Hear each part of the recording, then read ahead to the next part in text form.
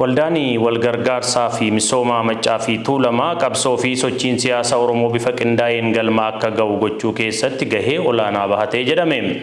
Waldichi yaadannoo hundeeffama isaa waggaa 60ffaa adoolessa 7 bara 2016 Finfinnee giddugala aadaa Oromootti akka kabajatu beeksiseera. Yusuf Warqiisaa gabaasa dabalataa qaba.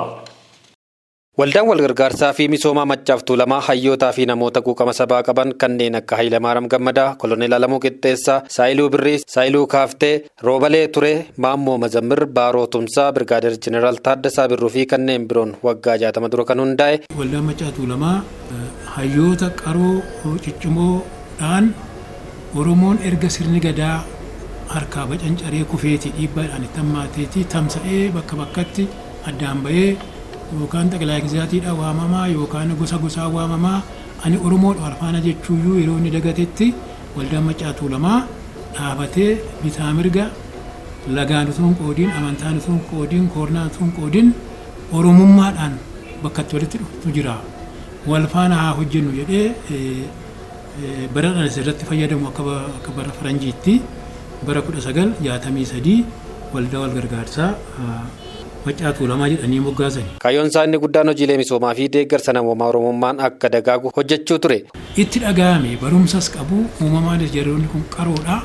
Uummata amma kana ga'u uummata lafa gaariirra jiru kana yoo maal goone rakkoo kana keessaa ba'a jedhanii itti yaadanii calqaba mana barnootaa banuu itti aansanii daandii saaqanii karaa inni walitti dhufu banuu itti aanee immoo uummanni akka fayyaa argatu mana yaalaa akka argatu gochuutu kanatu Oromoo rakkoo fi gadadoo kana keessaa baasaa jedhaniitu murteessan. Waldichi kaayyoo Oromoo ol kaasu waan qabateef sirni yeroo sana ture hayyoota qaroo sabaa tamsaasuun waldichi yeroo garagaraatti akka cufamu taasisaa tureera. Isa boodas yeroo garagaraatti waldichi osoo abdiin kunne cufamee banamaa yoona kan ga'e yoo ta'u yeroo ammaa dhaloota haaraa ofitti makuun hojiilee kaayyoo waldichaa galmaan ga'an hojjechaa jiraachuu pirezidaantiin waldaa maccaaf tuulamaa obbo Dirribii Damsee ibsa miidiyaaf kennaniin dubbataniiru.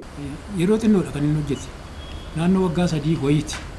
1967 cufan yeroo cufan immoo hooggantoota isaa ajjeesanii qabeenya isaa saamanii warra kaan hidhanii Maammoo Mazammir fannisanii Hayilamaariyaam Gammadaa toorchariidhaan ajjeesanii Jeneraal Daawit Abdii reebanii ajjeesanii Alamuu faa Gondoritti hidhanii Taaddasaa Galamsootti geessanii Seefuu Tasammaa Gamoo Goofaatti geessanii tamsaasanii namoota manan jedhame baaleedha achumatti warri hidhaman baay'eedha achitti hidhanii tamsaasanii akka waldaan kun wal gurmeessee hin hojjenne godhan.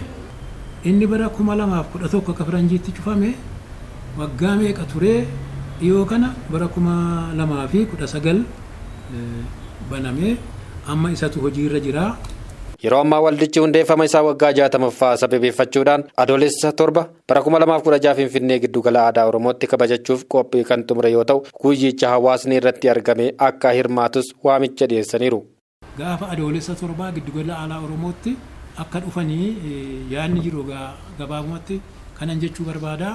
Ammallee taanan xinnaa guddaan Oromoo marti hinni baa hinni kabbaa gargar ba'uu dhiisee Finfinnee handhuura keenyatti wal geenyee ammallee galma guddaa godhannee iddoon illee nuu kennamee Oromoodhaaf galma guddaan kan Oromoo mara isa baa isa dhiyaa walitti fidee keessatti jiraannee ijoollee keenya guddifannee aadaa keenya guddifnee Oromummaadhuma keenya illee obbarree ijoollee keenya barsiisnee kan rakkate gargaaruudhaaf akka itti jabaannu Oromoo hundi kan irratti waggaa 60ffaa maccaaf tuulamaa itti kabajnu kanatti irratti nuu argamanii boondi isaa waamicha warri gooneef warri jiraatan as keessarree bulchinni mootummaallee dhuunfanillee abbaan qabeenya irratti nu argamanii